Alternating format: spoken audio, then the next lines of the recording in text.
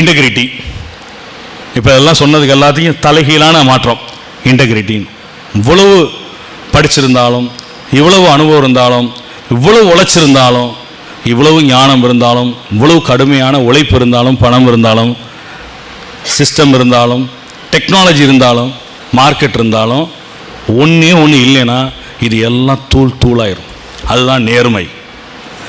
எண்ணம் சொல் செயலில் நமக்கு நேர்மை இல்லை என்றால் நாம் கற்ற கல்வி, செய்த தொழில், கடும் உழைப்பு, சேர்த்த பணம், சுற்றம், நட்பு எல்லாம் தூளாக போயிடும்.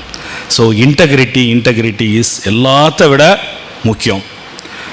நம்ம நிறைய எம்ப்ளாயோ நண்பர்களோ நிறைய பேர் அரவணைச்சு நம்மளோட வச்சுருக்கிறதுக்கு நமக்கு முக்கியமான காரணம் இருக்கும், ஆட்டிடியூட்.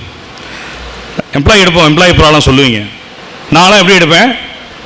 அவனுக்கு நாலேஜ் இல்லாட்டி பரவாயில்ல, ஸ்கில் இல்லாட்டி பரவாயில்ல, அவனுக்கு ஆட்டிடியூட் இருக்கா, கற்றுக்க நினைக்கிறான், உண்மை இருக்கா, வா நான் உன்னை டெவலப் பண்ணுறேன், கூப்பிட்றோமா இல்லையா?